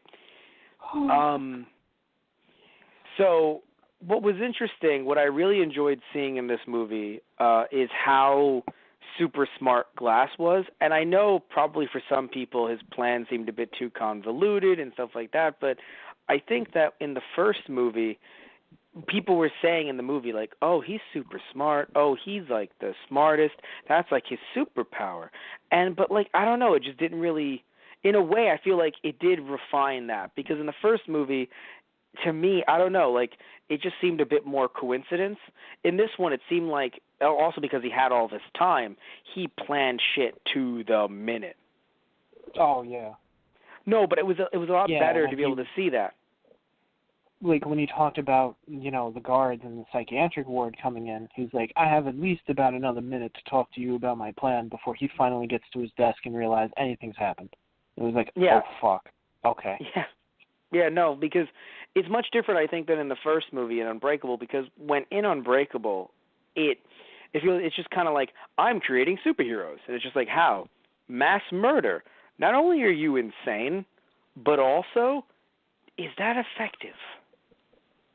Because you killed that many people, and you only got one. I know now it's two, but still, is that effective? You didn't even get two technically directly from the train crash itself. Glass got lucky. I got a bonus. Oh, God. No, but you see what I mean, right? Like, it's not even effective. Like, it's trying to be like, but I'm super smart because I orchestrated it. And it's just like, you got in on a train and the conductor didn't check again, even though he should have, because you are the most oh God, what's the word? Conspicuous dude? Like literally he is a walking sore thumb. The dude has a purple suit on with an amazing looking cane. I love the outfit, and I love that he still had it in his possessions. Like, so he got to put it on, and it was kind of like a supervillain dressing up. I was like, that's funny. Yeah. But still, it was just like, in this movie, I believe that he really did plan things out. And again, I think to some people it could seem a bit convoluted at the end, where it's like, oh my God. It's that same thing where it's like the villain not so much wanted to be captured, but like, oh, he wanted us to see him down below, like that same trope. But like he went through the basement so as many cameras as possible caught him, and that she's like, I put in so many cameras so that you won't be able to escape. I'll know your every movement. Yet he was still able to punk her. Like, I remember you looked over at me that one night where he's just sitting outside his room, and it's like, oh, he called her bluff. But no, apparently she was right. We learned later that even though she did install those cameras, he knows the setup so well before she got there that he's just disabling shit and re-recording and editing and shit. Like that dude, I wouldn't be surprised if that dude had like a secret folder with like Adobe Premiere Pro. Oh my God. And that's exactly what he wanted her to do, and she only realizes at the very end, because then he has all the footage that he needs to be able to be put out to show that they do exist. Yes, I think it would seem more convoluted if anyone, because when other characters do it in other movies, if they are not known for their superior intellect, then it's like, all right, that's just fucking convenient. Right. But in his case, that's literally all the dude has, is that superpower of I am super intelligent. So because that's what he has as his shtick and his thing, that's why he does it, and I think I can excuse it. Where when many other characters do shit like this, it just really comes off as convenience just for the plot's sake. But in this case, again, it's just like, well, if you don't give him this, what does he have? Right. Yeah. What he didn't expect, though, and this is, of course, the villain hubris that is in every piece of villain media, the hubris of, I created you. Does it mean that you love me, or does it mean that you're not going to hurt me, or does it mean that you're there to help me? And of course, you could argue that he thought, well, Willis's character will help me if Beast comes in to try to hurt me. Well, that was what Bruce Willis's character's son, when he comes in, he's like, you know, don't you think there's something? It was like, because they were all reading up on comics before, like, the final showdown goes down. So it's like, don't you think he's not telling you something? And he's like, don't tell him yet. It's not time. And it's like, it's like, no, shut up. I'm spoiling your shitty ending. My God. It's just the fact that he looks at him and it's like, don't tell him yet. And it's like, are you fucking kidding me? You actually, like, you do have something to do with it? I just Glass, everyone whose dad I killed, please sit down. And then he's like, Glass himself is trying to stand up. Beast, take a seat. Jesus. What? So your dad, you remember your dad when he was alive? So your dad. I loved my father, yes. Right. So he he loved you, didn't love train crashes. Speaking of, you were in a train crash. Interestingly enough, do you remember the guy sitting 2 rows behind you? No. Well, interesting fun fact. I was too busy trying to pick up another wood. His son looks over. No, I was too busy loving his mother. Yeah, Dad. Right, Jesus Christ. Oh my God. So yeah, no. One thing I want to say though, we were talking about earlier how it cut into footage from Unbreakable. I want to go back and check if that actually was footage from Unbreakable, or if they'd actually tried to CG his face. And I say that only because it was definitely definitely the train scene. That was definitely from Unbreakable. I don't know if that scene where he's in, like, talking to his son. I think it was, but that may have been altered.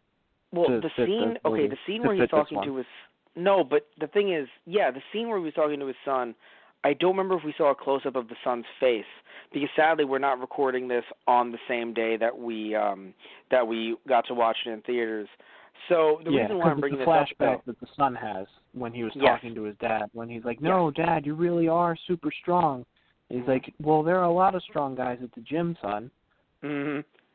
No, but hear me out. The reason why I'm saying I don't know if they CGI'd his face is because I'm not trying to get into, like, the Carrie Fisher stuff from Rogue One. Not that. But in other movies recently, they've done things to either age someone or decrease someone's age with CG. Right. Like, I don't know if you've seen Logan.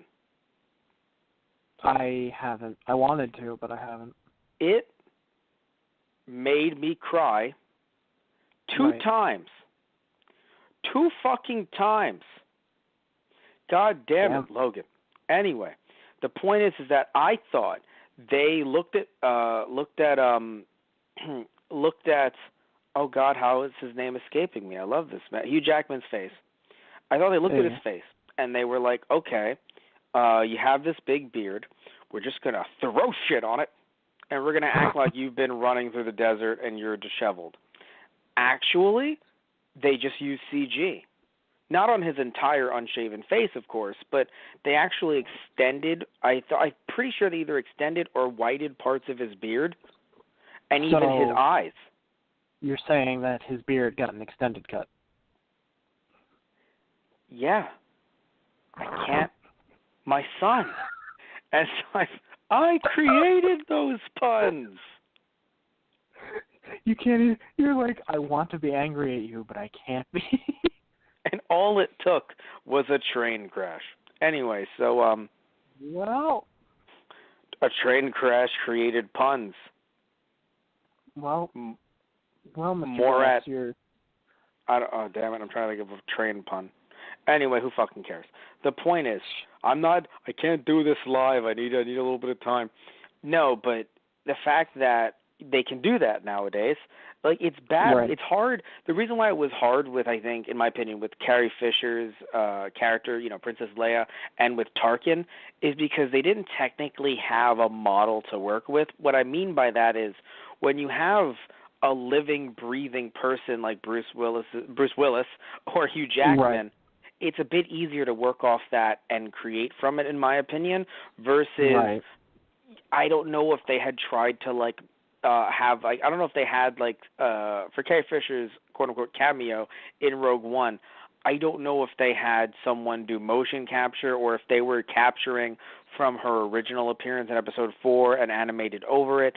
And even looking at Tarkin too, it's just like Peter Cushing. Yeah, Peter Cushing. Yep. Oh shit, I remembered that. Holy fuck. All right, so Peter, I do not remember names, apparently. Satish, I do not remember names well. I'm kidding. Oh my God. No, but seriously, Tristan. That is your power. Wait, oh my what? God.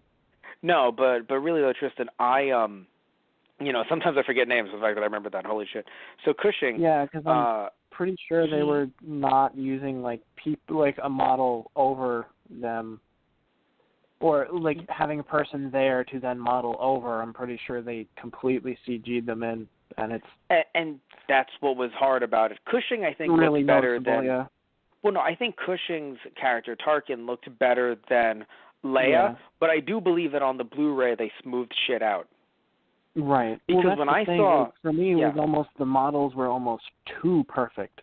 So when you have Uncanny them Valley. talking, when you have them talking and standing next to other people, it's like something feels off about you. Like if it was just them on their own, maybe it would have been it would have been better. But when they're in a room of other people, it's kind of like something's off here. So three things. I saw screen caps of Leia, and then when I saw her, when we saw the movie on Blu-ray and did a podcast on it for Star Wars Wednesday, and honestly looked much better in the Blu-ray.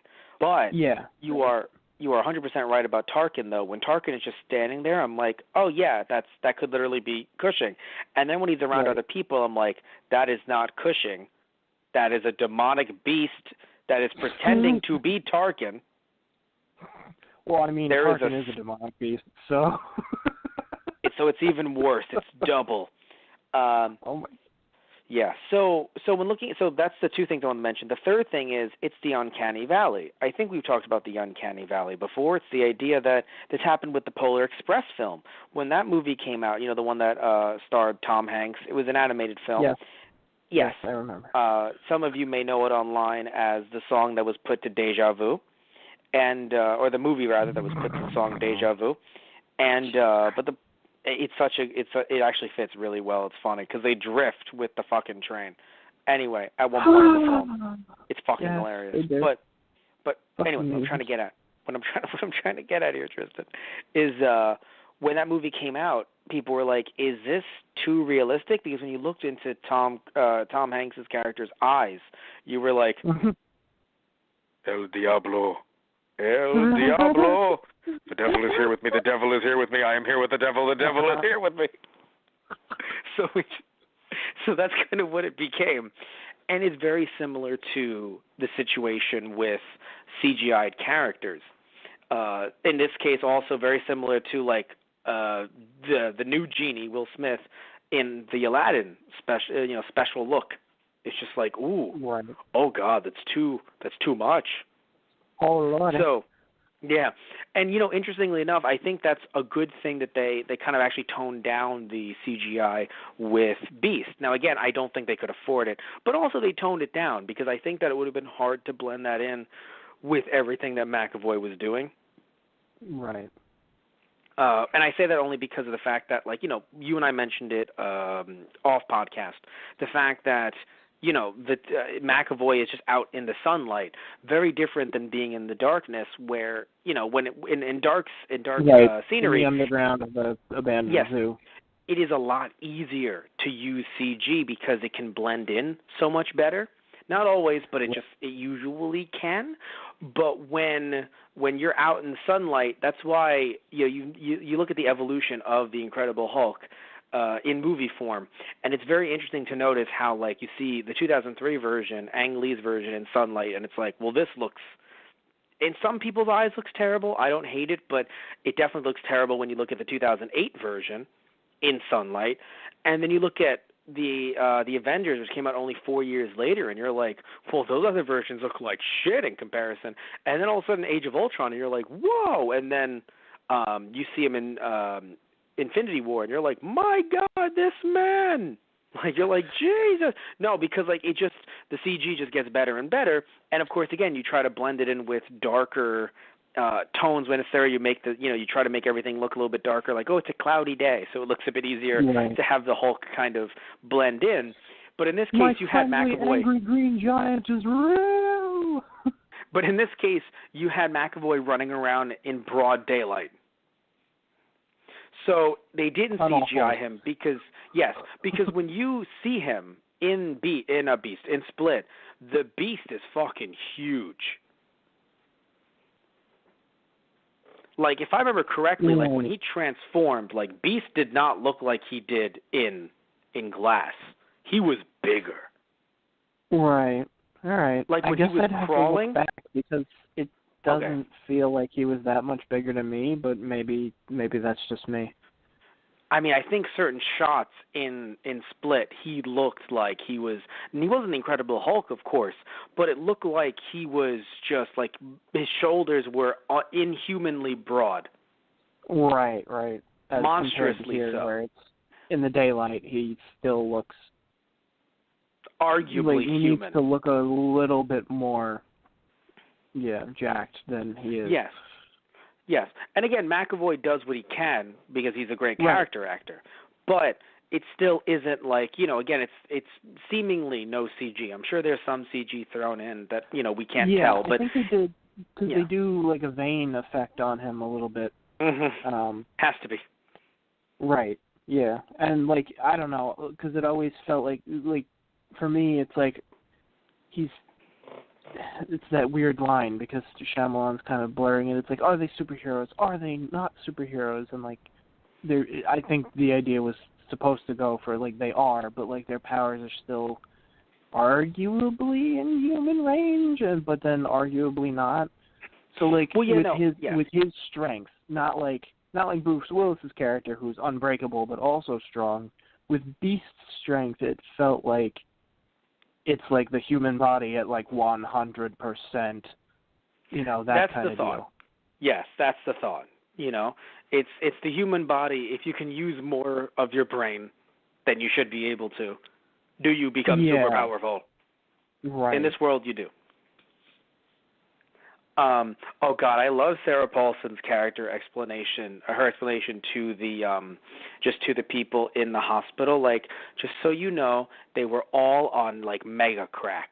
I mean, it was the crackiest of crack you've ever done cracked. After everything goes down, it goes wrong. After everything goes, oh my God. Because she has to like explain to them what went down. She's just like honestly, I was expecting her to put on like dark shades. Okay, can you all look into this light? Yeah, right. Jesus. Or just like, and just the firing squad walks in. No, wait, I was just going to wipe their minds. Gunshots. I was going to wipe their minds. Come on, guys. All right, I'll just wipe mine. We have to make this look real. Yeah, no, like, I will admit, yes, some of it's funny because this movie does definitely do some, because it tries to, like, it does a few things here and there where, again, they're trying to show off, like, we are in the present day, and in the present day, you can't really hide yourself that well. But, like, you then have this organization that's just doing shit.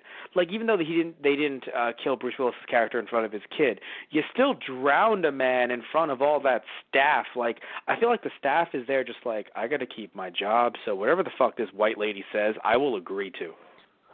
Like, she has enough power that even those whatever two she says.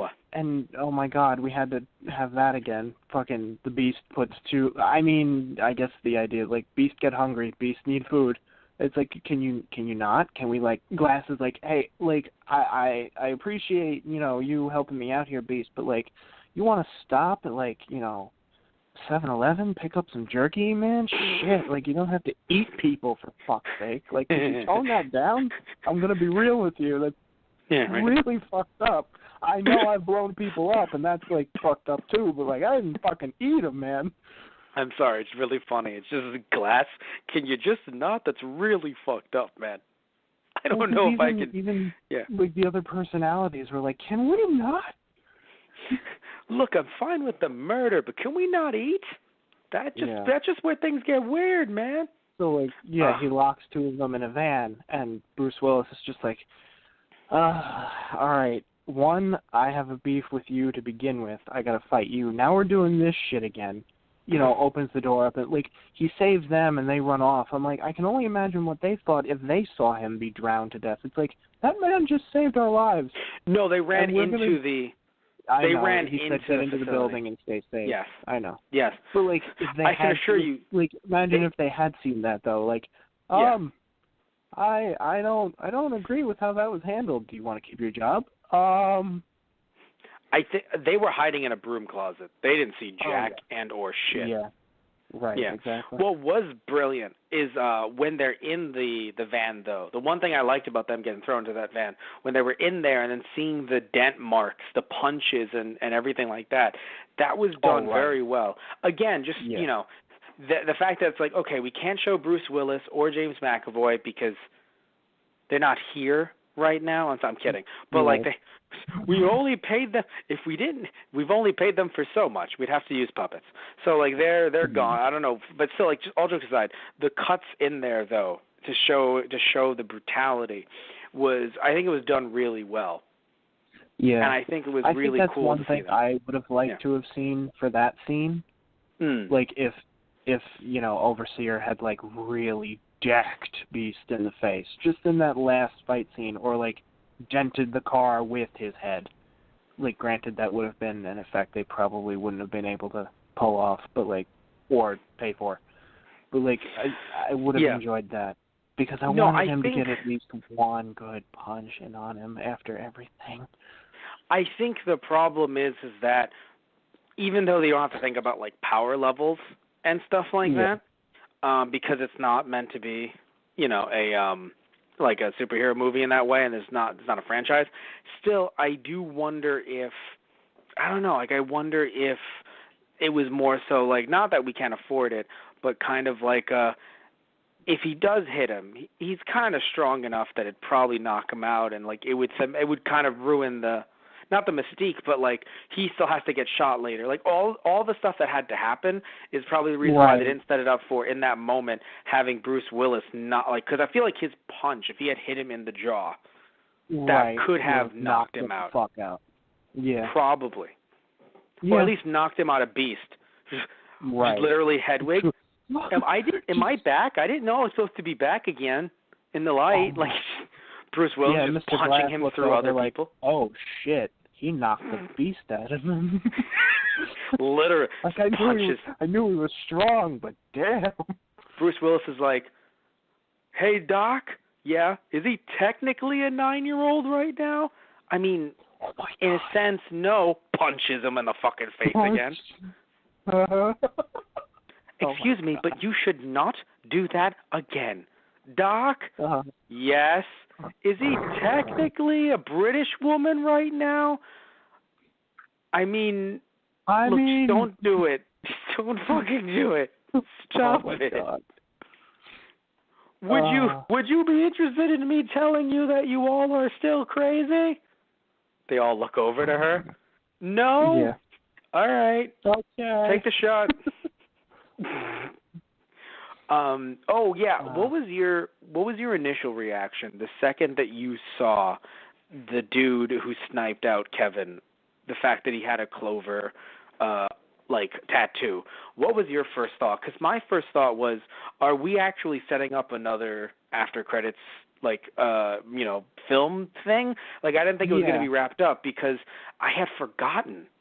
Because of the way the movie was, I had truly forgotten it was a Shyamalan film. So I didn't think there was going to be a big twist. Well, because I looked Well, in that scene, I looked over at you. I'm like, they're at the Shadow Organization, motherfucker.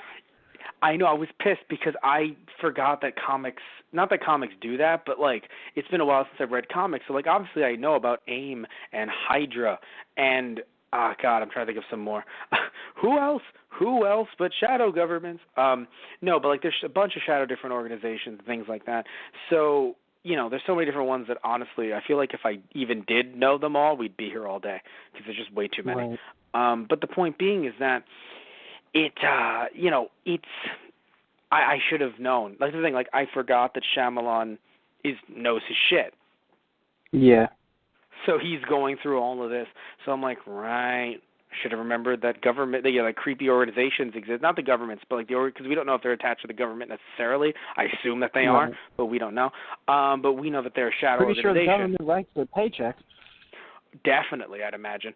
I thought they were outside mercenaries, but I didn't realize they were part of this weird, culty type. But again, that's how usually a lot of these. I mean, because they always go they're always in a restaurant. You see them in two scenes. There's a restaurant that's bought out, and it's okay, it's just us now, and they start talking about shit. What's crazy about it is though, and that's one thing that I love about this movie. It was the sound mixing. And it was certain shots, the way they were done, especially the one where you have while Glass is literally sitting there in his wheelchair, and he's looking towards the glass and some reflected in some shelf or something along those lines, and Beast is transforming behind him, and you can see his reflection in that glass, and seeing that that's the two of their worlds merging. Right. It was fucking beautifully shot. Now, looking at the sound mixing, the fact that it was standard generic crowd sounds, but does make you feel like you're in a New York City cafe or in a very crowded, train station. You're like, oh God, all this fucking chatter, and then just quiet, and then the door locks, and it was just it was just something that truly did feel out of a comic book or out of an anime. Right. Yeah. It was just done so well where it's just no, it's only us now. Really? There's no guys in the John? There's always someone in the bathroom. No one, really? Right, yeah. Is it really just all of you guys, even in the bathroom? Even the cooking staff? There's cooks there. Apparently all the cooks are no, we're good, man. We're also with you guys. Don't kill us. Is that one of them is that Clover with did you color that in with a Sharpie marker? Did you really think that there's a barcode in these things? Did you really think you were going to get away with it? Come on, Clove, bro. You know what the hippin' and happening is. All right, that guy checks out. Never mind. Escort him out. No. All right, that guy checks out. Never mind. I was foolish. Right. I was foolish to question a Clove, bro. I'm so sorry. Christ. Literally, the dude's fucking sweating bullets. Oh, God. I just got to make it out the back. You just got to make it out the back. I was foolish to judge your Clover tea. Whatever. Okay. All right, then. I don't know where you were going with that, but it ended as the same way the movie did. The movie was I don't know. It's funny. This movie, I feel like it ended on a happy note in a sense, but man, did it leave us sad with the fact that because you and I were not expecting. We said this earlier, kind of half joking, but all seriousness though, you and I were not expecting all three main characters to die. Because who would? And it's that idea, okay, maybe I figured at least maybe Beast would be killed. Glass would be put back in prison. Maybe Glass. But, when they killed off Overseer, too, I was you have got to be You were crying. Kidding me. I was crying inside. Yeah, I was crying inside, and you were crying outside. And I was like, that's fair. It was just rough, dude. He fucking held his head in the water, and you watched him drown. Yeah, I thought he was at least going to be I want to say one thing, suck my dick and balls, and then collapse. But no, he just drowned, and then he was dead. And I was like, what the fuck? Like, Jesus. Like, I think, you know what I think it was, too? I think it's something that, and I don't think you see this the way that I do, or maybe even other people do, because I've seen a bunch of movies with Bruce Willis where he's like, I'm an action star, baby. Yeah. Right. Bang, bang. Yeah. You're dead. So, like, to see him this vulnerable was just like, wow. Like, it was powerful, and it was kind of interesting. Like, you would call it a changing of the guard if there actually was a guard to move on to. But like there is a next generation, but there isn't. And frankly, I hope that no other movies are made. I think that this is a really good trilogy. We can leave it here. If Shyamalan wants to do more superhero stuff and thematic stuff, or better yet, do more stuff that changes genre as it goes on, because I think it's super interesting to see how in a superhero trilogy, one of the movies we didn't even know that they were a superhero villain, super trilogy, if you will. One of them we didn't even know it was related to superheroes and villains, and it was very horror-esque until the end. If he wants to do changes like that, now that he's been doing this for a long time, I don't know how. I hope his movie does well at the box office, but even if it doesn't, I think Split did well enough that I hope he still has some power to do some very interesting things, because I think Split, what he did there was done so interestingly. And again, I'm referring to the whole we shift tone at the end and actually change the concept of what this movie was in a twist, in a way that I didn't hate it. Maybe some people did, but I thought that it was. I mean, I think a lot of the Split twist stuff was very well received, because there were people who were fans of Unbreakable watching it, like, oh, it's a Shyamalan movie, and I like horror, so why not? Who were just sitting there like, oh my god, oh my god, oh my god. Like I remember we said this last time when we did the podcast. You called me right afterwards, and your exact words, if I remember correctly, were, "You motherfucker, Bruce Willis." Yes. Not saying it about Bruce Willis, saying it to me, and then saying Bruce Willis. Bruce Willis. And I was like, yes, exactly. that is Bruce Willis. What about it? Because I was so done by the end of that movie. I'm like, I'm glad she made it out, but dear God, what the fuck? Yeah, emotionally drained. Yeah, and then Bruce Willis is sitting there like, do you happen to know where he lives? I'm like, oh, shit. Well, no, his exact quote was, because there was some lady who was just like, that guy who was like a terrorist a long time ago. Like, what was his name again? Right. Glass. Oh. And so I do think that, getting back to this trilogy, though, like this movie specifically, I think that we could end it here. I think that it ended well, and I don't want to see anything related to these people ever again. I know that curiosity is there, so I will admit if they want to do, like, comic books or novelizations, I'm not against that. But I think in movie form, we've done it. I think it's run its course. Honestly, I feel like that's probably why, or at least one of the reasons why Shyamalan wanted to kill off everyone at the end, to be like, I think it's also the fact that, like, Bruce Willis and Samuel L. Jackson. Well, to be fair, Samuel L. Jackson seems happy to be in anything. Yeah, I mean, he just loves acting. Like, all three of them seem to be. I don't know. No. What I mean is. No. What I mean is this, right? Samuel L. Jackson has actually been in a lot of movies. Like, the dude does like 20 to 30 movies a year. It's fucking nuts. Right, yeah. So he loves being himself. Bruce Willis, I feel like he is, though, not at the end of his career necessarily, but he isn't doing as much as he used to, especially certain types of movies that he used to. He's still in certain action movies every now and again, but I don't know, like, I'm not saying he's going to stop doing movies like tomorrow, right? But I don't know how long he's going to be doing this because, I don't know. I just don't know what he might transition to, what other types of roles, maybe doing. Right. I don't know if he's been in theater much, but, sometimes actors transition into theater if they feel like they've gotten a bit too tired of movies. I'm not saying he didn't like doing this. Of course he didn't. I mean, I obviously being in this movie, he must have enjoyed reprising this character, and I do believe he's wanted to reprise this character for a long time. Right. Yeah. So, but I'm just saying that, like, it's just like it's been 20 years for these two. And then looking at McAvoy, I feel like he's on the rise. I mean, he's been not even on the rise. I mean, I feel like he's there. I mean, he did very well in Split. He hosted SNL because of Split. He also was what was it? He also is obviously Professor X. If McAvoy has kind of a seal of approval now. When you hear his name, you're like, oh, I think I should check that project out. Right, yeah. So I feel as if they would have their prices, trying to get them back would have just increased. And also another thing you have to think of, too, is even though Bruce Willis would have loved to reprise his character, if you didn't like the script, you wouldn't have gotten him back.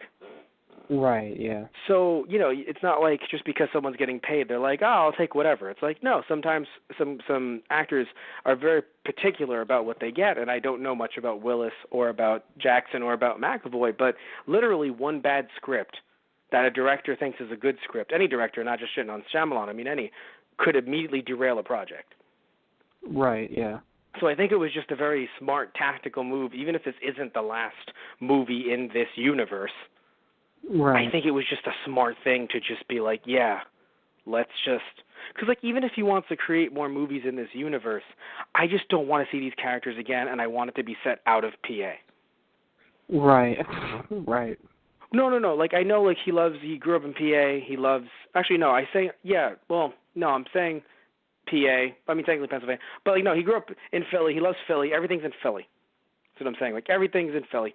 But, what I'm trying to get at, though, is that I would love for it to be elsewhere if it does continue in this universe. Because, again, I think that these characters' story is done, and the worst thing that happens, and I'm not even talking about, his movies, I mean, in general, in cinema as well as TV shows, is something going on for so long, and then you sit back and you're like, wait, do I not like this now? Oh, God. Right. But there was a point when I liked this. And now I don't like this? Oh, this sucks, but I want to see it end. But it's been 8 years. Oh, God, it's been 8 years. You're sitting there, you're like, but there was a point when I liked this. So I don't want that to happen here, where you and I have seen these movies, and I know, you had problems with Split, but you do know, you do acknowledge, it's not a bad movie, it's just not your movie, which I agree, I understand completely, right? So, with it, I just hope that it stays here. Because I think even some people might not think he went off with a bang with this trilogy. I think that he did. Oh, yeah, I think so, too. Exactly. So I think that now he can do whatever he wants to next. I'm not saying take a break from, directing. Nah, dude, keep doing your thing. But I think from this specific trilogy, this specific story, I think the book is closed. And that's a good thing. Yeah. Yeah. You even liked his cameo in this, too. Which I know a lot of times you're kind of hit or miss with those.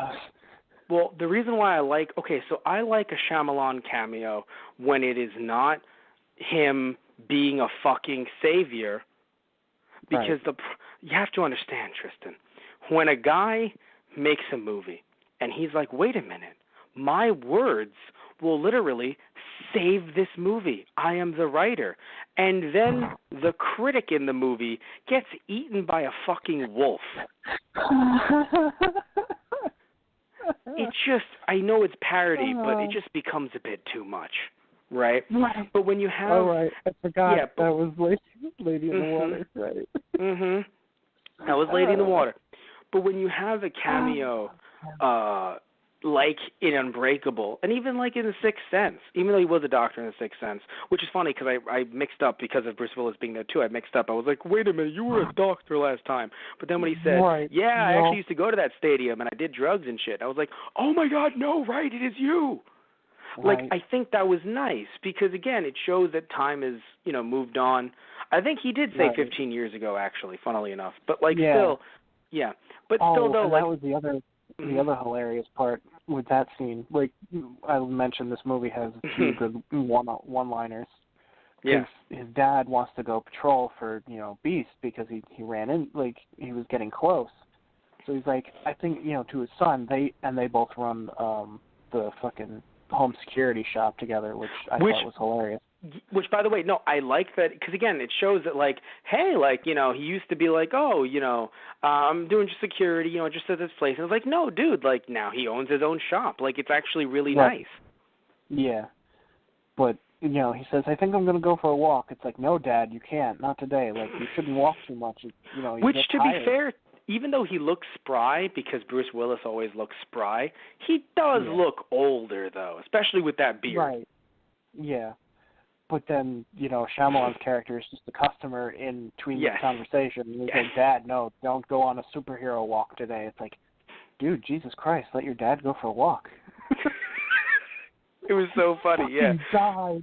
No, yeah, I don't think it was a problem because, my thing is, again, Shyamalan, I guess someone could argue, well, the walk means that Bruce Willis's character found, Beast. It's like, but I don't think of it like, because literally it's like, I feel like in a really, really, really bad Shyamalan cameo, in a really bad one, it turns into, oh, you should take a walk, especially near the factory district. Did you know that the factory district actually has a lot of red clay in it? Very interesting stuff. Anyway, take care. Do you work in factories? There's a lot of activity in that area. Yes. I think you should try there. Yeah. By the way, do you work in factories? No, not at all. Anyway, take care. And it's like, dude, fuck you. As a character, fuck you. So I think in this case, I was actually very happy that he he was able to just be his own character from, be the old character reprising his role. I think that was a nice touch. Also, something else from Unbreakable, also something else that we didn't mention, something that I think is probably going to be divisive to a lot of people, but it's actually something I'm going to defend for once. So, the fact that his wife died in between the movies. Right. Now, I think I'm going to defend it for two reasons. One, I think that was just the way to... Yes, they said that she... No, I thought that she left at first. Then they said, I think it was the doctor who said the trauma of your mother passing away maybe made him, because as far as she knows, because they didn't know back then in '99. That I made the joke to you in the theater. Oh no, you don't understand. My dad was doing this when my mom was alive. I should not have said that out loud. Like if the son talking to her, because he was just a blabbermouth. So. Oh, I loved when she broke down his story.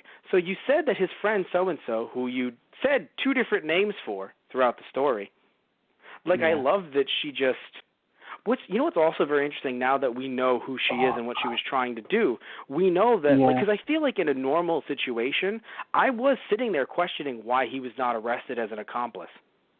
Yeah, even if the dad is considered mentally ill. He's not. Right. And he's not a teenager either. Actually, no, enabling he might have the behavior kind of deal. Yes, but also because his dad was doing illegal things, so he's literally not an enabler, an accomplice legally. He's an accomplice to a vigilante. Yes, but he wasn't arrested, and now I'm like, oh wow, that makes sense. They didn't care about They didn't care. She was just kind of that love-hate character. It's she's remorseful for what she does, and she does try to help these people. But at the same time, she's also telling them to not be who they truly are, and then kills them if they don't comply. So it's exactly. Yeah, no, that's not. There's no love there at that point. But no, one thing I wanted to say to you though, Tristan, is something that I wanted to defend. The fact that she died, the mother. I think some people would say that it's like it's like a refrigerator moment, like she's been refrigerated. Which I explained that phrase to you, Tristan, over the phone a while ago. Yeah, here's the difference, though. Even though it is something that happens in comics a lot, so it actually would be a fun, sick reference. It actually is, and not sick like a good sick, actually just sick reference. But it's not a reference to that at all, in my opinion. Even though, yes, this is a superhero movie, but the issue is that when you watch Unbreakable, you know that he was doing this irregardless of her. He was doing it to be a good person. Well, no, because not his motivation to be a hero. Exactly, and that's the issue. If anyone doesn't know, refrigerator moments, I believe it was, I forgot which Green Lantern in the 80s. Essentially, even though he's all the time he's Green Lantern, I don't believe he was actually having any real moral quandary about being Green Lantern. He might have, but either way, though, he was Green Lantern, and he had a girlfriend at the time, and they were doing really well together, and he had a villain. Just like any superhero has a supervillain who is on their ass. And then he came home, and I forgot which Green Lantern this is. Has a supervillain that's on his super ass. Basically. And so essentially he came super home. Girlfriend. Yeah. And so he came home, and he just sees a note from that villain that says, check the refrigerator. And his dead girlfriend's corpse was in the fridge. And that's why the term refrigerated exists.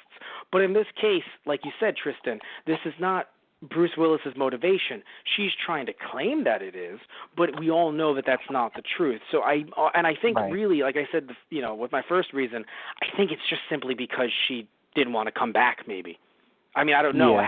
I haven't seen an interview with her, so I don't know if that was also the reason as well. Perhaps maybe they were doing better. Everything got better, but it's been 19 years or so. So, it happens. It's sad, but it happens. So I think that perhaps that might be, what they were going for necessarily, not so much because, like, it happened in Deadpool, too, technically, where, like, Deadpool is going to be Deadpool. He's going to Deadpool even when he's like, oh, I don't know if I want to Deadpool anymore. It's like, bro, you're Deadpool. So when they end up doing what they did to his girlfriend, even though they kind of potentially erased it, maybe we'll never know. With Fox Disney's merger, maybe we'll never know. But still, with what happened there in the beginning, people were saying, hey, why did she get refrigerated? And even the writers were like, wait, what's that? And it's like, oh, God, do you really not know? Right. Yeah. So either way, though, I think that was the last thing I wanted to address. Anything else you want to say before we go? The one, like, another line that I really enjoyed from Glass was, they have keepers that are looking over them, or attendants that are looking over them. And Glass is, like, ready to break everybody out and just have the final showdown.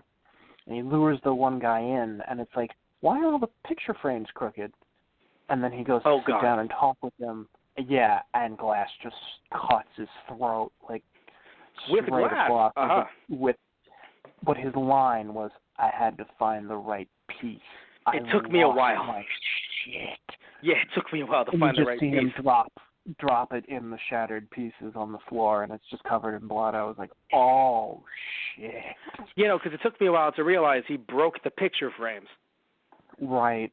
And it took me, like, because the whole, like, almost all of the movie, he's pretending to be under, like, heavy sedation and stuff. Yeah. Heavy. So, but obviously he's still the mastermind. Like, he's still in control of what's going on. I mean, he literally switched out. He's also a murderer too. Yeah. Right. He switched out all his pills and everything without them realizing. No, even the microscope that they were going to use in the, or whatever glass they were going to use in the to do the operation on him. He switched it out with one that had no effect. Right. And it was like, wow. Fucking crazy. Yeah, no, it really was. So that so that definitely was one of the highlights of the film, seeing him have that turn and make us realize, like, of course he was playing pretend all along. He's Glass.